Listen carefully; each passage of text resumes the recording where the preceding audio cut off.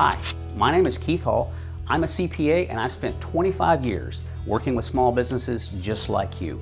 Many new small businesses these days, creating most of the jobs in this country, and many of those small businesses are operating right out of their home, and that may be you as well. So you may have a question about, how do I take the home office deduction?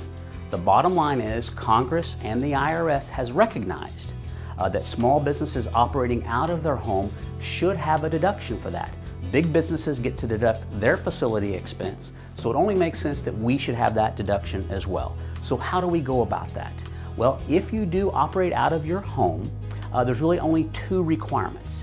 You have to use some space in your home regularly and exclusively for business. Now, the regular part, usually not an issue for us. You're in there all the time anyway. Weeknights, Saturdays, Sundays, the regular part, not an issue. The exclusive part may be more of a problem for us. And unfortunately, the IRS rules, exclusive means exclusive. That means you can't have the baby bed in there, you can't have the kids' video game player in there. It needs to be exclusively for business. Now, the good news is it doesn't have to be a whole room. It can be part of a room. It can be a partition part of a room, just half of a room. But if you have that space that you set aside for regular and exclusive use, you will have a deduction. The best news of all is the items that are now going to be deductible include mortgage interest on the home, real estate taxes, insurance, even the utilities that you pay on the home, which could be a very large number. Even the cleaning lady, a portion of those are going to be deductible. So you see here the Form 8829, business use of your home. As you might know, the IRS is going to ask for another complicated form. I won't point it out too much detail, but you'll notice on this form the words "see instructions" appear 17 times, if you can believe that. But don't get too scared of this form, because once you go through it, relatively straightforward. The very top here you see you got to calculate the business percentage of the room you have set aside.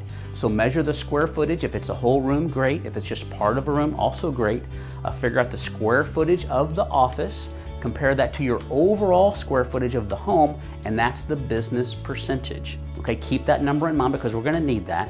Now, as you go down the column, there are two columns here: direct expenses and indirect expenses. Direct expenses, not many of us have those, but those are the type of expenses that only relate to that specific part of the house. An example would be if you have a separate heating meter for that one room. And again, that's very unusual for any of us to have that type of thing. So almost all of the expenses we're going to include are going to include the indirect column. So those are expenses that relate to the entire house. For example, mortgage interest and real estate taxes. You see those right here at the top of the form.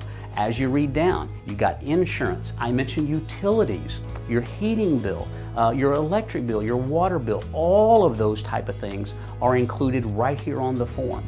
Adding up all those expenses, multiplying by the business percentage, will then give you the preliminary deduction. Notice here at the bottom, you also get to depreciate a part of your home. That business percentage, based on the value of your overall home over a long period of time, also provides a couple of $100 more probably in the total calculation of the home office deduction. But once you get down to the bottom, the average deduction is about $2,500, which can be very, very useful. That number translates right back over to line 30 on your Schedule C and can certainly reduce the amount of income tax you're going to end up paying.